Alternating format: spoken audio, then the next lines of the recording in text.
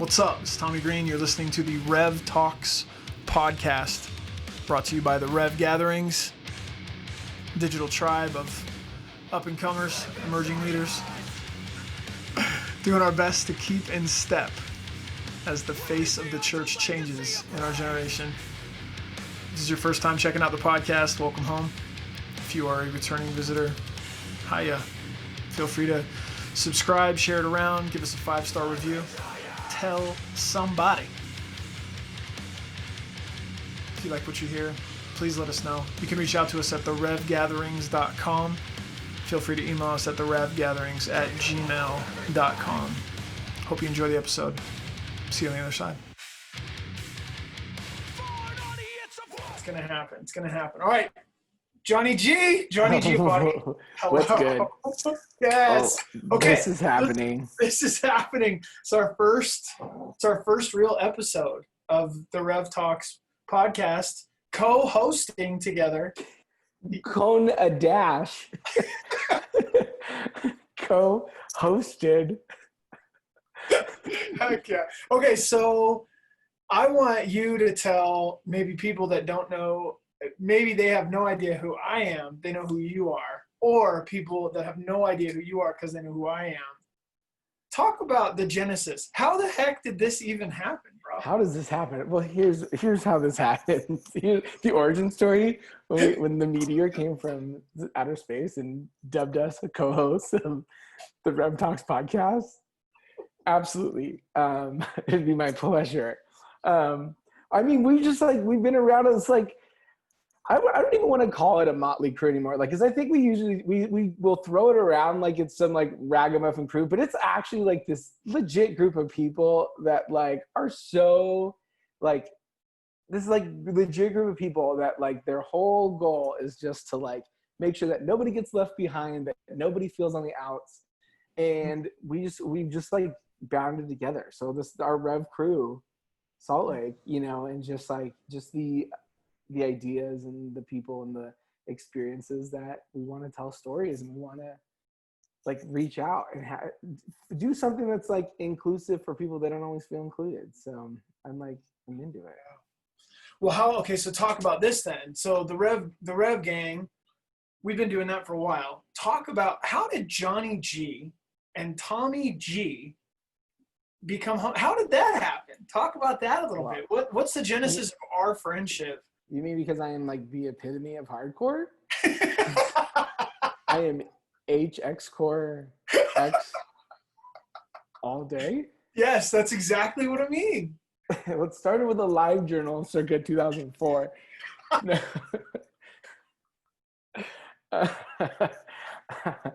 I mean, heck yeah. That was it. That was it. I edited photo, MySpace, 2004. The rest is history. We met. I was doing like ministry things at a church in Los Angeles called Expression 58. Tommy was coming through for we were hosting and facilitating kind of like a young leaders kind of group that was meeting annually, and I was part of the pastoral team who kind of jumped in, and like I just was once again XH X core X. And we just like could tell each other's like street cred from across the room, and that was how this worked. We locked it in. That's really real, actually. Chrissy Green saw you and said, "I like Johnny," and I went, "Cool. He sounds like he's going to be like one of our friends forever." So if Chrissy sees a person, it's like on at that point. So, okay, so we kind of stayed connected through that world, through that kind of space. And I just kept showing up because I'm underemployed and unattached. Okay, so for real though, you're doing pastoral work, you're doing like ministry stuff, but then in the last like 4 years specifically, I feel like 4 to 6 years, you've been like in this kind of like different trajectory, kind of getting guided out of the dream that was ministry into like something else. So maybe talk a little bit about that, man. Well, I mean, growing up, my big dream was always to pursue a career in entertainment. to be an entertainer, to act, sing, dance, just kind of like to perform and be in front of people. And so I always had, that was kind of the goal when I was in high school, kind of what I was really like just passionate about. And then senior year, winter camp with my youth group, had this really interesting like God moment on the ground. And I was not one for altar calls for the most part, but it was an interesting moment where it was like, I just felt like this like God calling me to pursue ministry. And so, so I had applied to all these schools, and then I had applied to one Christian school, college, university that because of its reputation, and they ended up not having a pastoral care program. And I thought to myself, if I'm going to be broke the rest of my life, I might as well not have to do like 8 years of school for it. Because that was at 17, that was 18 years old. That was like the very thought out thinking I had. Mm-hmm. So I went to school, and it was really interesting. This ministry thing has been really interesting because I think the short version of me, and I think this is why I connected so well with you and Chrissy and with the Rev crew is, I remember that same year at a summer camp, the short version of this is we were a little beach community in a like a denomination where not every school was a beach community. And so we went to, the OC was filmed in my hometown. You know what I mean? The OC was filmed like at my high school. So it was like one of those things where like we go to this summer camp, all these kids who live by the beach, dress differently in terms of summer clothing than kids who don't. And one of the pastors at the summer camp was basically told one of our girls, hey, you should probably wear a longer skirt. I can see everything you've got going on under there. And that like our youth pastors almost got in a fight, and it was like this big drama. And part of that was this idea that I had met and been around. I didn't grow up in the church. I'd never been a part of church culture. So this idea of, I want to be a pastor for the sake of taking care of people. And if there's one more of me who's willing to like always honor people, always take care of people, there's one less of these assholes who are gonna, like, these people that like want to demand behavior and want to demand this compliance and want to demand homogeny, and like this even the literary idea of the pastor who's just kind of manipulating and abusing in some ways his congregation through moral control and all that. It's just these things where I was like, God was too real for me for a pastor to not be a person that represents a real God. And so for me, that was why I did ministry. Now, the trick of it, the complicated part of it is like my sophomore year of school, I had this little encounter in a class. It was about the theology of the church. And I remember the Lord, it was basically a thing where like, it was a weird thing, but it was like a church that was had showed up to help a porn theater in town, like clean up their facade or something like that. And it was one of those things where like the pastor was like, it's not that it's about this thing, it's about this church showing up in extravagant ways to like change the opinion of us, of people who feel outsided by the church, and they suddenly do something that like heals a little something in between them. And there's something about that just caught me. And I think this idea that like, for me, maybe as an abstract thinker, like I don't need to be right in all these theologies, and I don't need to like make these demands on other people in their journey. And I think the Lord kind of in that moment was like, you're not called to vocational ministry. Wow. Because the professor was like, if you're a pastor, you're going to pastor regardless. You're going to pastor no matter what you do. And that moment, I think the Lord was like, you're not called to the church. You're going to be called to other spaces, and your pastoral gift is who you are. Mm-hmm. Now, the complicated thing in finishing school and moving home in the middle of a recession is, I don't know, there is that very real thing where like, for me, I think I've always been I've never been the most entrepreneurial person, so I jumped into trying to get involved in ministry in very like typical ways. And I found a community that was like, I felt really built for the industry. I felt really built for entertainment. I felt like when I was coming back home from school, I wanted to do ministry in an entertainment context and just be present in the entertainment community.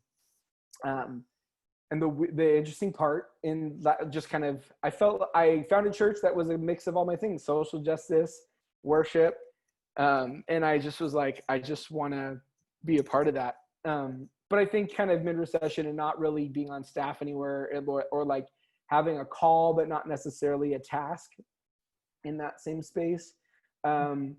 I kind of the church was exciting. It was everything I was looking for. It was like this fantastic blend of everything I am.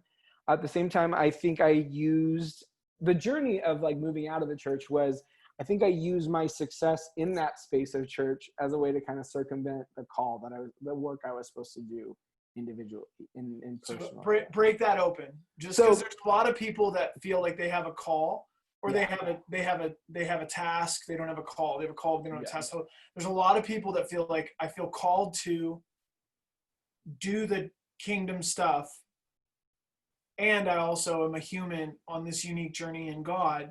And maybe they run parallel, maybe they work together, maybe they don't. So for you, you're like, man, if I can just keep staying into this ministry thing, maybe I won't actually have to venture into myself, my own journey. So exactly. What was that? What did you realize? What is it? Well, I think for me, there's this mix between,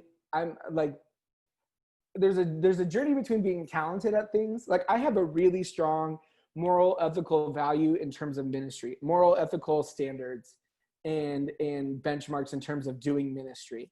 And it's empowering. It's like breaking down a lot of people who grow up in the church and grow up with very like domineering mindsets and worldviews that I didn't grow up in and had never had exposure to, but it was like stuff that was the more oppressive and characteristically oppressive things in church. Like my call is to kind of break those things down, to re-empower people, to paint a new, very like gracious picture of God for some people that have never been able to experience God in that way. Yeah, and like even for me, like even this idea of kind of this new language of like deconstruction in the church, where people are breaking down these old oppressive ideas to build something new. I've never had to deconstruct beliefs in the way that like I've had the opportunity to like, my experience has been only adoption of beliefs and theologies and understandings of God. And so there's that thing as a pastor and someone who feels really uniquely called to pastor people and to be caring for people and to be disarming and safe for people. So there's that space where like when you go to a ministry context and there's imbalance, and you go to a ministry context and you see people who have never experienced like a safe place type of a Christianity, or an empowered type of Christianity, or an experience of God that their personal identity is valuable. You feel really like drawn to have to like manage that and create that. And we were a new church kind of building culture, and especially in even prophetic and charismatic culture, which I believed in deeply, but I also believed in that there's an ethical space there. Like if, and I think that's just the ability to like, as a pastor, I can look at people and the amount to which lay members of a church, and especially charismatic church, are willing to like abandon their senses of self and their own care for themselves at the word of the man of God, at the word of something deemed prophetic. It's very easy to manipulate people. And I think for me, I had this strong desire and like drive inside of me to like build a safe and protect a safe culture of the prophetic that works in opposition sometimes to what we've kind of let happen. So all that to say is I got really connected. It maintained. So then I felt really purposed there, because I was buying into this vision and really adopting this vision as my own, and as one of the few religiously educated people on the team. There's a lot of people that were career pastors, but very few people that were deeply called to pastoral ministry. The Lord had told me they're going to need pastors, so stick around. Like, they need you here. And so I just committed hook, line, like for better or for worse to this community. Over time though, I think, and then, the church itself, and unbeknownst to me, was very connected in the like the who's sexy of this like minuscule little corner of the church, of the billions we have this microscopic little like corner of like born again Reformed Christians in the scope of the planet that thinks very highly of itself at times, but like in that space, unbeknownst to me, because I was never a part of that world, I found out that some of our leadership and stuff were very connected two sexy time people in that space, which, you know, I've always had as a person, and this is a weird thing to say sometimes, because when you've had favor, some people want to say favor, I feel like you know, when you're relationally intelligent, when you're earnest, when you try to be honest about be just like a real person all the time, like I've just seemed to have had some like ease of relationship with powerful or famous. Famous isn't too dimensional. Powerful people, honest people, successful people. It's been my world my whole life, and so it's an interesting place to kind of like just own the fact that like, you know, whoever comes my past, I'm gonna just be honest and real and supportive and empowering. We'll see what we do with that. So all that to say is, kind of going through being a part of that church, there was some like honest connection with people in that spaces too. And I really wanted to be honest about this too, because some people, like, these are real friendships. Some of my best friends that come out of these have been like people of note in different spaces. But I want to be honest about the fact that, like, I think we always talk about this, that, you know, money, power, influence, fame are like the sexiest things to humanity. None of us are really built for it, yet nobody's immune to it. You can say, I would never, totally. You can say, if I had $20 million, here's all the things I would do with it. Until you have $20 million in your bank account, you look at what kind of a cheap ass you're going to become. Or like, you know, you got to have $1 billion, and it's like, when faced with the opportunity to save the world, you'd probably keep $1 billion in your bank account. And that's just how it works. And the same thing goes with like hoarding fame or powerful people. There's a lot of people that will sacrifice a ton of themselves to be around someone with some power. You know what I mean? And so the part of me was, I think I circumvented some of my own personal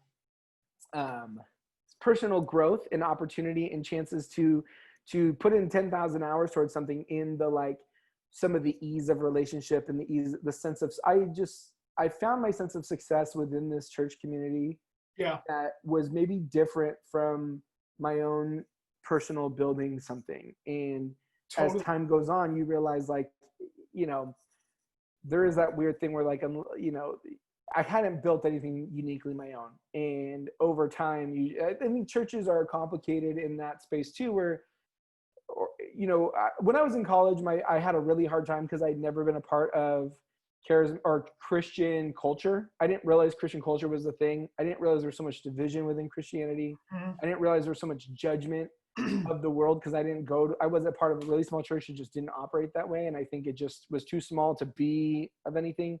But I was really brokenhearted after my freshman year of college, because I didn't understand why people put caveats on your faith. I didn't understand why this idea that, like, the church, that people can be like givers of grace, that people are that humans are the ones that, like, dole out grace to people and have opinions and will invalidate someone's very existence just because they don't agree. And it broke my heart. I remember my pastor being like, well, your school is not a church. Your school is a school. You know what I mean? And people are people, and you can't expect certain things from it. And I think that same thing goes with even the best churches, even the strongest churches are still organizations. And I think organizations typically have to, like, take care of the organization to a certain extent. So until you have something, you know, unless you have an agreement with something, you have to do everything with a grain of salt. And you have to do something a little bit, like, open-handed, which I think is the idea of service anyways. But, like, there's a part of me that I had improperly put a lot of my own value and sense of success in a space that was not mine to take success from. And so as time has gone on, you know, you lose some things, you have like a rough go in different parts, and you start to feel like you don't fit the same anymore. But I think at the same time, if I go back to that call my sophomore year of college, you know, I was really trying to like fit in a space that, like, it's like a puzzle piece that you can technically push down, but it's the wrong puzzle piece. You know what I mean? So that's essentially what it was. And you take this level of things that you're skilled at and things you're deeply passionate about, and you just realize, like, it was never for that place anyways. And you know, I've had to take a little time to, like, understand, like, manage rejection or manage sadness or manage not say that it was a waste, but say that it was, like, purposeful for a time. But that being said, in that journey, my pastoral dream, my pastoral fantasy, like, has always been to be a storyteller and always been to be a performer.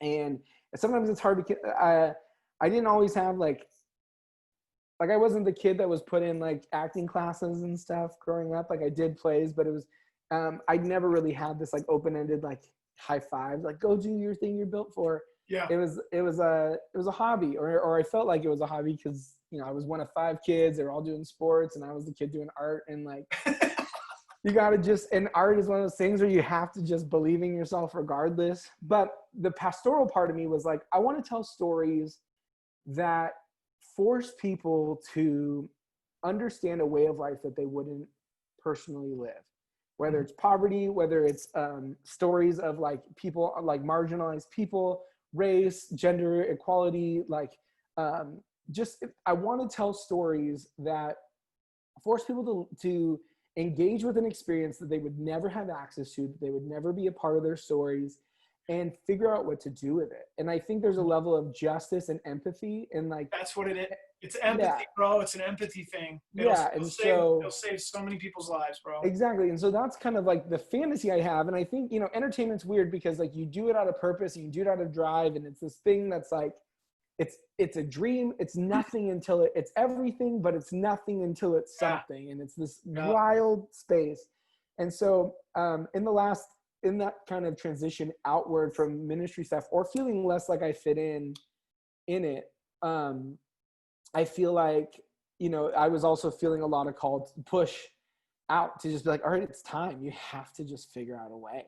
You have to just do it and find the space to land in. So where I'm at now is, it's like, I still feel like deeply called as in a pastoral space to be safe and to be like empowering for people, to be like disarming and make space for everybody whoever comes my, you know, crosses my path, and then just kind of see what happens, you know, and put a little weight on it. So, but it's been a long journey because I think I didn't empower myself. Well, again, and I think if just to kind of recap what I feel like I've seen and what can happen is you've got a church culture that actually has momentum. You're in a beautiful place that you love. You're ministering to people within the entertainment industry. And as far as church in the charismatic realm goes, you're around a bunch of cool celebrity people. So it feels like movement, momentum, like it feels like, you know, this is it. Like, this is the spot. And so you don't have to become the actual actor that you should be, or the stand-up comic. You don't have to go do routines. You don't got to get up anywhere. Like, because I'm significant here. Yeah. And I wonder a little bit about that picture of, like, as you were talking, I just thought there's the parable of the dude that gives talents to the 3 people. And I wonder sometimes how many Christian people have taken the talent that God's given them and buried it in the ground called the church, but it was supposed to go out into the marketplace. And God's giving us God's giving people all the time. Hey, if you want to dig that up and go invest that where I want it, go do that, because the church isn't big enough to hold all of you. Like, that's not it. It's like any more than the church is necessarily big enough to hold the desire for all the people outside of the church. Like, so I guess that's what, as you started talking about that, I was like, man, it's crazy, because we really do. We bury our talent in him and go, can you keep this? Is this good enough? And I feel like he keeps going, no, man, go. And we're like, no, here. And he's like, no, out there. And we're like, ah. So, and we're willing to do it, because that's what Christianity looks like. But we're not called necessarily into the church. We're called into the world, and we bring that sort of church heart with us. But that's a process, man. I just think there's a lot of people that have done or are doing the same thing, and they've hit the wall, they're see the wall, they're about to hit the wall, or they don't know, but the wall is coming. Right. And I think for me, I was like, there's this pastoral experience. Like, I just spent 4 years in like getting a bachelor's degree in pastoral leadership, and like, so you've got this like kind of dichotomy of things, and like to realize that might be an investment in my own personal identity space, and Yeah. like value rather. But then I think there is a place. I think even like less than LA would probably operate the same as any small town where the best thing you do have going on is the church. You know what I mean? Or like Yeah. LA is also a place where like they say, a land of 1,000 dying dreams. It's like, you could call it that, but it's also a thing where like there's a lot of people in this like really exciting, really energetic place that, you know, you're in, a lot of people with purpose and vision fighting to try and make something happen in almost an impossible arena. Yeah. And then in some spaces, the church then becomes this only thing that gives you a taste of what, you know, you're dreaming about. And, you know, it's a lot harder. Platform. Yeah. And I'm from LA. So for me, my entire family's here. Like, the ability to be here is a little different from all the people who've sacrificed everything to get out here. Totally. And you're like, I'll never lose LA. Most people are like 6 weeks away from having to move home. They're literally one like catastrophic life event away from having to just like bail, because that's how much this teeters. And so it is wild. I mean, and it's one of those things where, like, you know, even though it's like, it wasn't BS, you know what I mean? My relationships, my interactions, even my pastoral, like the theology and stuff. And I think there's a part of the church too, and especially maybe like uniquely to this time in history, there is this sense of like, we're calling into question a lot more of like what we've believed and been taught. I think there's a lot of times where people feel this compulsion to have to micromanage the church in the space that like a lot of people will sacrifice themselves improperly, you know, to the pastor or to churches and to church culture that sometimes does not have people's best interests in mind, you know. And so you want to say something I think there's that social media thing where like small voices seem a lot louder.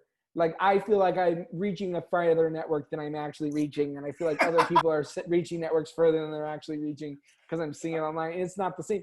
But yeah, it is. It's complicated. The church, and also the church is a microcosm, right? It's an intentional organization. It's like a high school. It's like a college. It's its own little world that sometimes only extends so far out, but it feels like people's everything. And so, yeah, it's sometimes the place where people can, for me, I just was like, I had honest in retrospect that like, I let it, in the very least, I let it supplement my own personal sense of success and purpose. Start over with that, because I lost. So the church is a microcosm. Start over there. So like, if you think about high school, right? Let's talk about Mean Girls. Let's talk about Breakfast Club. Let's talk about like like a high school drama. Like we're you know, in a show like that, in a movie like that, you can see there's a hierarchy, there's a social structure dynamic, there's a power dynamic, there's all these things that happen in this small intentional space, right? So it's like the real world doesn't exist like our high schools we went to. You know, I mean, it does in some ways, but like the high schools we went to had their own power dynamic, their own social hierarchy, their own level of success. And you can thrive within the like confines of high school. You know, you can be like, I'm killing it at this high school right now because I know how it works. And you can do that in college. Like I went to a small college, and you can kind of work the system. You can get in with your school administration. Like my university, we had such a small school, but we were all, my group of friends were leaders, and we would get tight with the administration. And like the school shut down one month, went a few weeks for fires or something. And we moved into an office on campus, and just like the school bought us pizza and took us to lunch. And I was like, see, this is stupid. Like this isn't normal, but it is awesome. But you learn how to work the system. And churches are exactly the same way, is that they are within themselves a small intentional society and culture, a microcosm of real life that has its own power dynamics, has its own like societal structure, its own like sexy people and its own outside people. And, you know, if you let yourself, you can, and if you're socially smart, if you play the right game, you can call it politics, you can call it just showing up. Like you can find your way into feeling successful in that space and like very easily, that, and kind of do it at the expense of the rest of your life, you know? And no, it's true. It's true. It's a significance thing. And I wonder how often there's been people that are willing to sacrifice long-term, really rich, like they'll sacrifice long-term wealth in God for short-term riches in the church.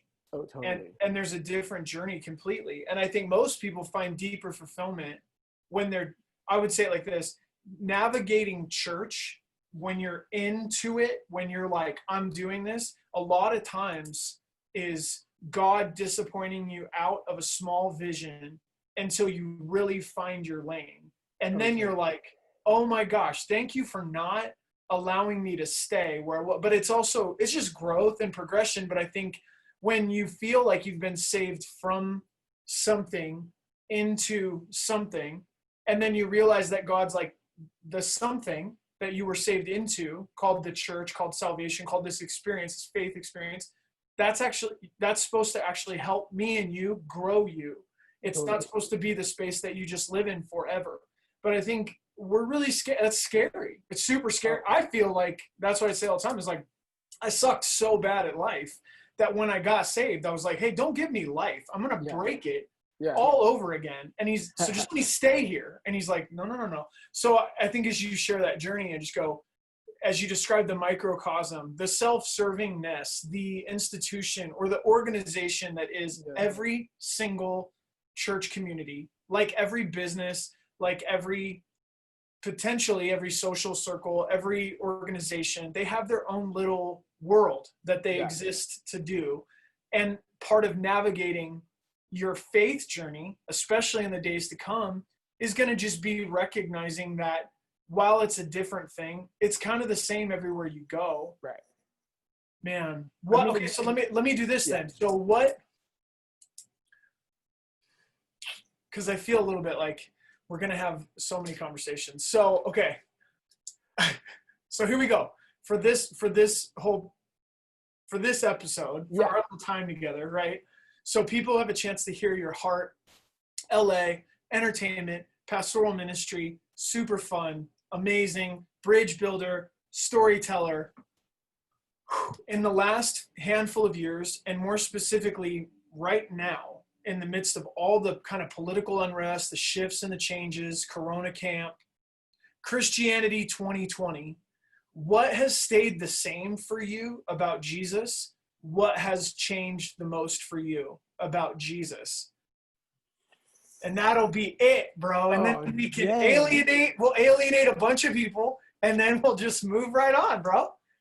What has stayed the same? Because I usually ask every interview person on this, because I did a bunch of interviews on my own. We have to do a bunch now together, but I'll usually ask people, like, who is Jesus then? Who is he now? And so for you, who was Jesus when you were forfeiting your calling for the task at hand? Who is Jesus now that you feel like you're striking out in your own kind of empowerment? Mm-hmm. I think there was, I think to a certain extent, Jesus was in especially calling.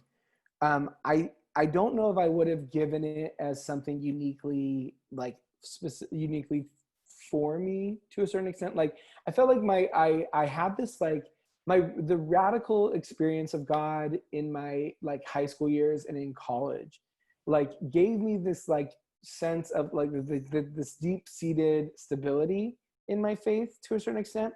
But I think and it allowed me to serve people. Like, I think, and I think part of that was like, I felt like I had a really cool understanding of who God was, that I could like impart that to people and like empower them in their own faith. Now, the problem with that is I don't know if I looked at it as uniquely for me. You know what I mean? I think there's a part of me that couldn't accept that it was maybe just like uniquely. I like people who are able to like run out of this like deep and personal drive. I felt like I was serving ideas rather than like fully experiencing them for myself. If that makes sense. So it was like a really interesting dynamic that I didn't expect. Was that like I don't know, I would think as I pushed people into their own callings and deeper into their personal callings, that I felt like God was specifically like making space for my own. And I think that comes with even some of the pain at the back end of the church thing, was like you give and you give and you give, and you feel like everything fell apart, you know. And I spent 10 years kind of like giving in this space that I think was not about God. It was ultimately like the disconnect became running out of steam in a space that was never really mine to stand in fully, you know, in the way that I had been. Not that it wasn't worthwhile, it wasn't necessarily where I was supposed to spend that much time. And I think I internalized that as like, God let me down, or God didn't protect my calling, or God didn't protect my space. So that was really difficult. And I think in that pain, there's also those things where you start to lose a little bit of sight of like the power of like these, we know certain things about who God is and who Christ is that are like non-negotiable. Like he will never not be loving. He will never not be empowering. He'll never not be caring. He will never not see you. He will never not validate your existence. We see these things, and these are some of the things I would impart to people. He will never take away my own sense of self. He'll never take away my free will to pursue him. He'll never make caveats for like how I serve him.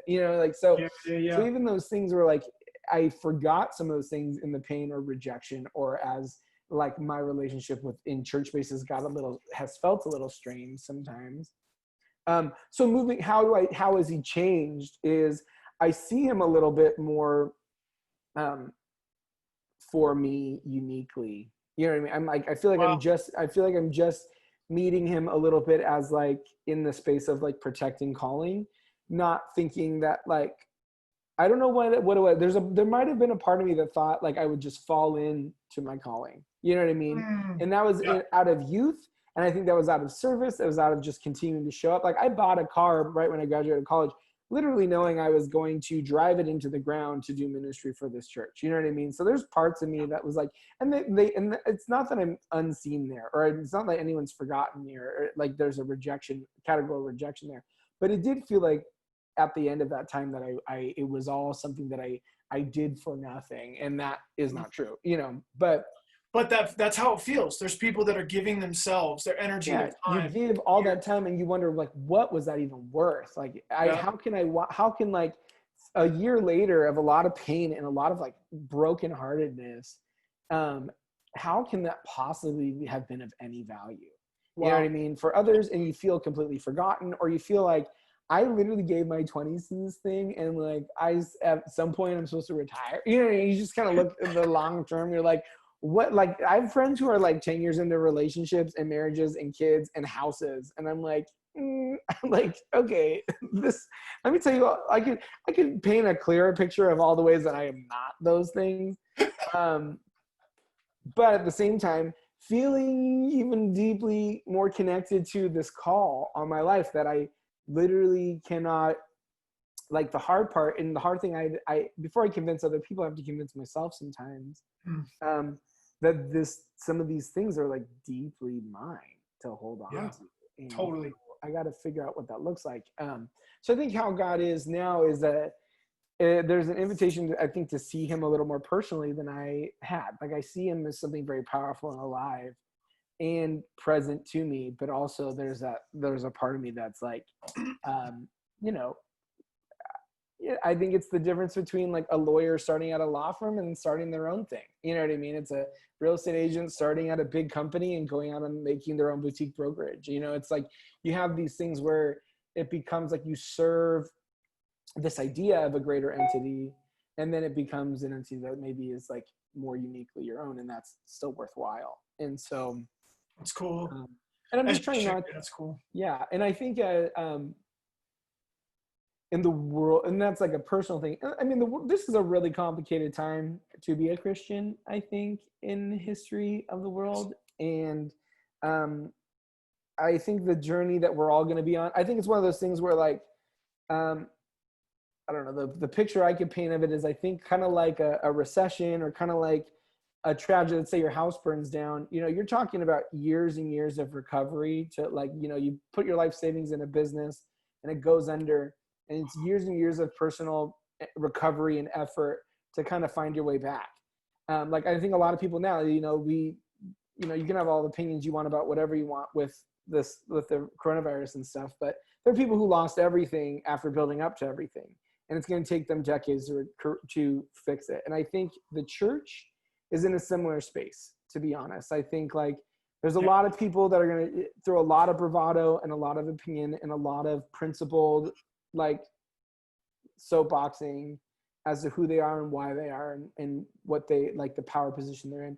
I think the church as a whole is looking down the barrel of like decades of like healing and trying to I think we all have to reckon and reconnect with like who God is and why he is. Well, it's the same journey. It's the same journey, Johnny, because you're really talking about a corporate task, a corporate calling versus a personal task and a personal calling. And you have to shed the trappings of that corporate thing to get real.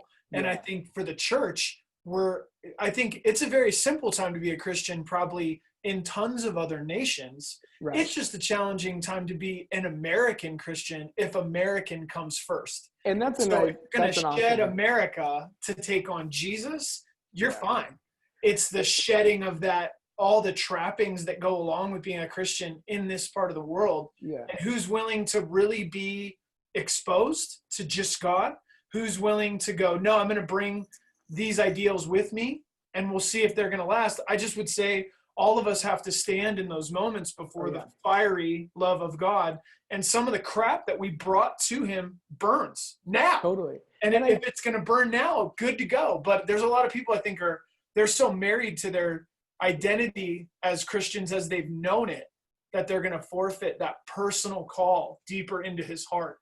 Oh, totally. And I think that's the idea with like even personal healing and stuff. Like when I was in college, we did in our intercultural studies classes and our intercultural theologies classes, you know, so much of what you're doing is understanding other cultures and other spaces to contextualize faith. And this is the fantasy of like going into the nations as a missionary and stuff, but you contextualize the faith for cultures that have no understanding. Like the Jesus story makes no sense in some cultures, you know, in as much as the fantasy of that class, you know, but you understand how do you contextualize, like God is not anti-American, but to have an American nationalistic like lens on top of off of Christianity or biblical theology, it's not that way. But you learn how to contextualize like the Christ-centered gospel within a context of American culture. Just like Canadians will understand it differently, like people in South America will understand it differently, people in the Arctic are going to understand it differently. But all that to say is like we have to just be willing to like adjust when we don't understand. It's just like I did in the space at my church. You get around sexy people that like we have these real relationships. You feel like you're succeeding. The hard pill I had to swallow was like there were little parts of that were improper in ways that like only I can identify for myself. Only I got something out of it that I shouldn't have. Only I let it circumvent things that I shouldn't have. And like, as much as my relationships are authentic, I have to own the fact that there was something about it that was out of balance, and there was something about it that wasn't bomb. Absolutely. And it undercut my relationships, and it undercuts who I am. And I just have to own it for what it's worth, and then adjust. Yeah, same. I would say the same thing in being the front man of a band and watching relationship, having privilege as a performer, that when I walked into a room, people actually knew who I was and they were stoked. Like there's relational compromises. There's stuff that just happens in having a position that seemingly puts you above in some kind of pecking order, where you end up taking on stuff that's not good for you. And I did the same thing. I totally get that. Yeah. That's really cool. Okay. All right. I think I'm just trying to stay. There was like in my early years of post-college and stuff, there's a level of optimism. Like I even have on my phone, it's like my own life personal mission statement, right?